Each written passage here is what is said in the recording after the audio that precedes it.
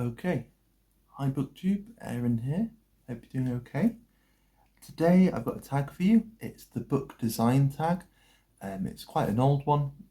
It's by Holly from Holly Done Design, and I have a faint memory of this making the rounds on booktube, maybe a year or even 2 years ago now.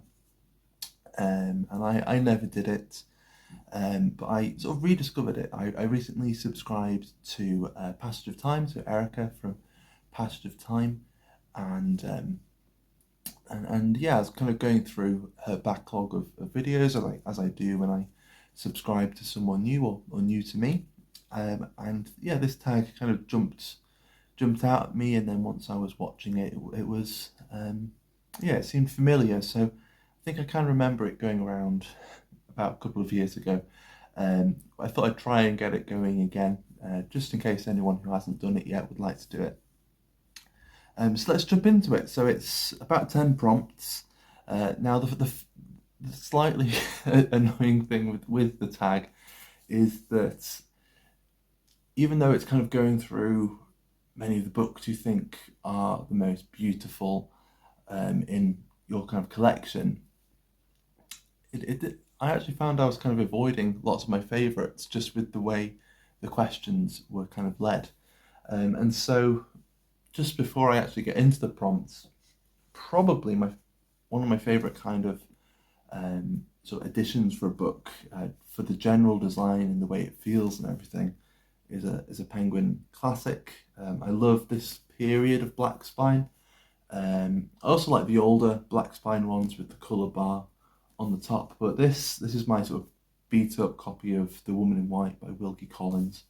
I just love the picture on the front. I think it's evocative. It kind of gives you an idea of the feel of the story, without trying to, it's not like an illustration or something. It's kind of abstract enough to leave things to your imagination. So anyway, with that out of the way, that's kind of one of my favourites, and I also just love the way it's beaten up. You'll see that I don't mind beaten up books at all. I quite like them. But let's actually get into the tag itself. So the first prompt is a book you bought primarily or completely because of the cover. And for many of these prompts, I have multiple examples. So the first prompt's got two examples. They're both Penguin Deluxe editions, which is interesting. This is one I hauled recently. I think it's been in the last two videos I've made. Here it is again. The Book of Imaginary Beings by Jorge Luis Borges. And it's just a crazy encyclopedia of imaginary beings. And it isn't just the cover itself, it is also the spine, the general look and design of it is just lovely. As I've noted before, it has deckled edges, it's got illustrations all the way through. It's yeah, just a really cool object. And then the same kind of goes for this then. This is the Penguin Deluxe edition of Wuthering Heights. I picked this up last summer. I was up at the Bronte Parsonage in Haworth, and I didn't need another edition of Wuthering Heights, but I wanted another edition of Wuthering Heights. So we've got Kathy and Heathcliff there. I might have noted before that that could be Benedict Cumberbatch. And again, the deckled edges, not so much by way of illustrations inside, I don't think. I'm trying to look. No, there's sort of a fair bit of design in the typography and stuff. But yeah, there are a couple of books that I've bought. The second prompt is a book you would want to buy because of the cover. I honestly couldn't quite think of this. The only two that kind of spring to mind, I'll try and pop them up on the screen. There's the blue collected fictions of Borges.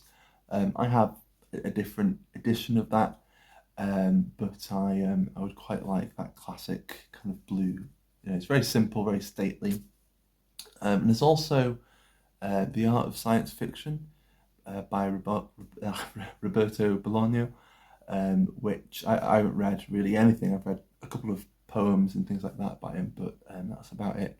But I like the look of that cover, so there are two that I would quite like, but I'm not really in a rush to pick up either of them. Your favourite series design? Again, this is a bit of a tricky one.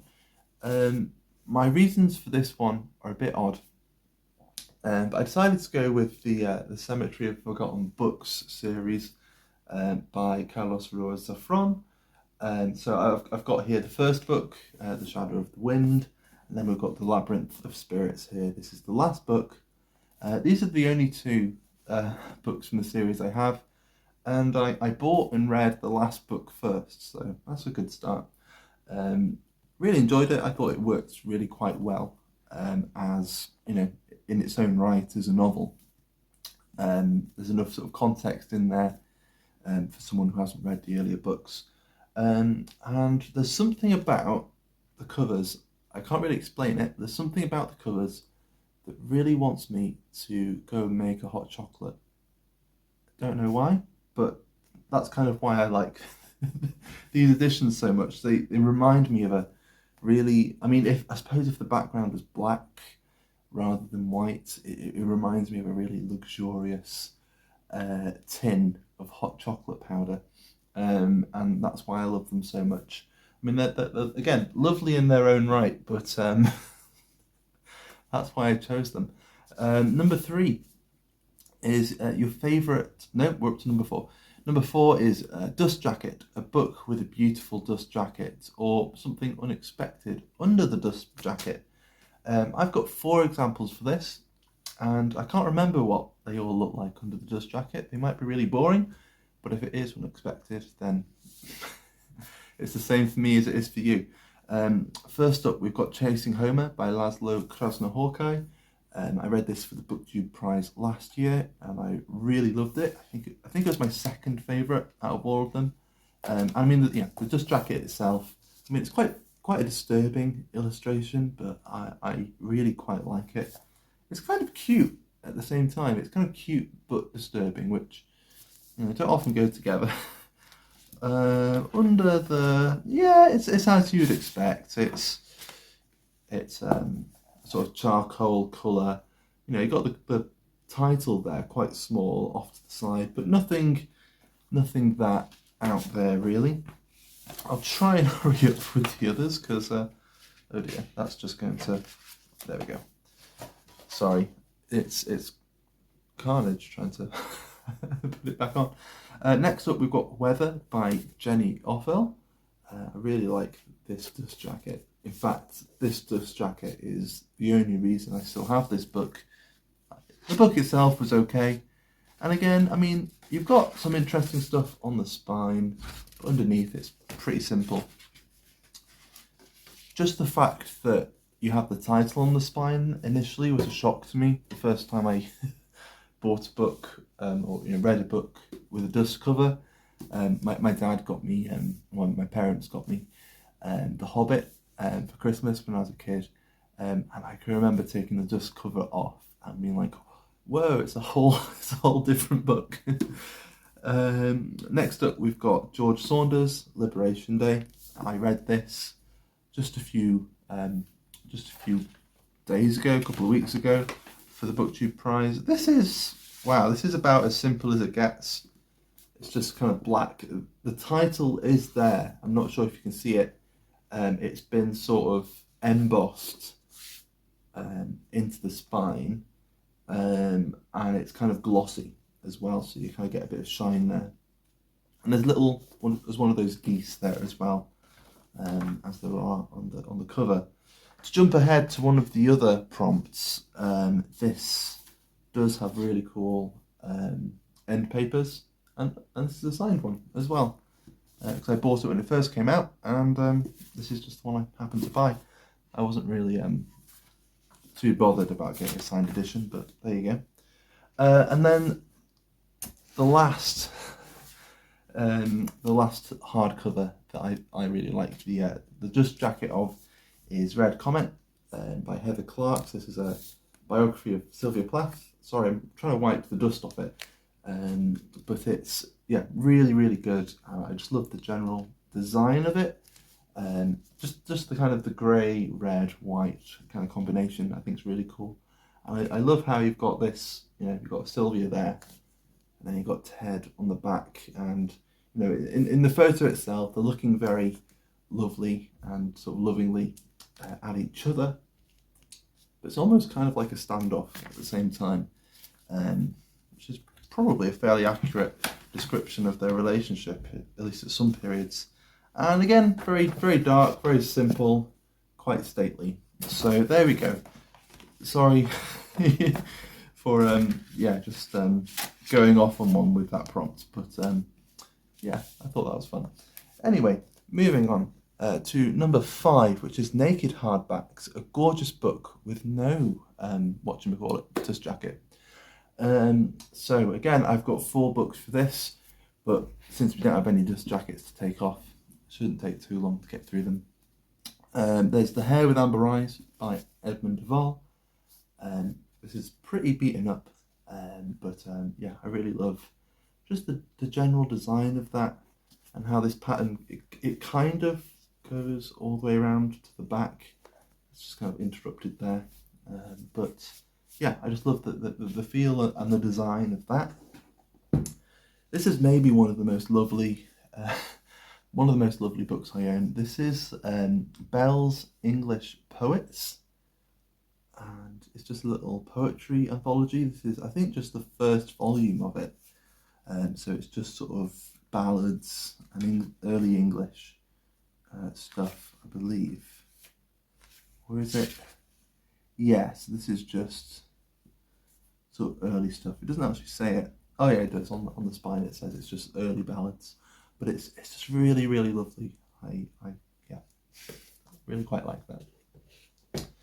Another one then, one of my favourite books that I own, is the Selected Poems of W.B. Yeats, and just this kind of wood cutting kind of thing going on. I just really, really love that. And a beautiful naked hardback for totally different reasons, and this may very well have had a dust jacket back in the day, but it didn't when I got it, and it's A Life of William Shakespeare by Sir Sidney Lee, and here it is. And I love this just because it's so old and so beaten up, and there's just some, and it's kind of bent out of shape, if you can see, and I just think it's all quite cool, and I have other sort of relatively old books that in some way are quite similar to this.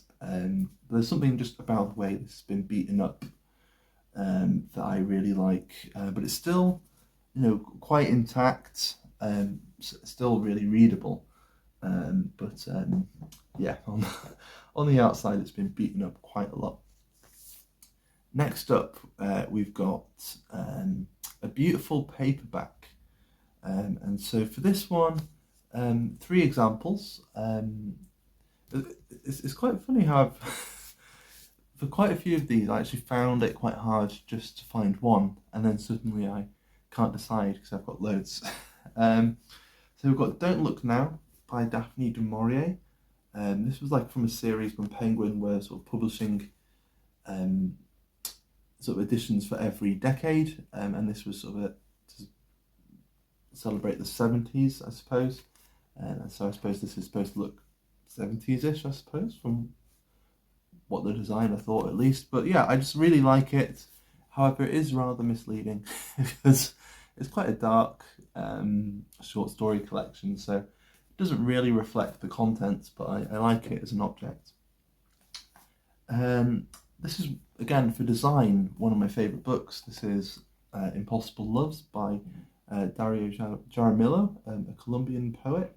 And I don't know, it's just the way that the general colour of the book, the type and the colour of the type kind of echo the picture, the painting on the cover.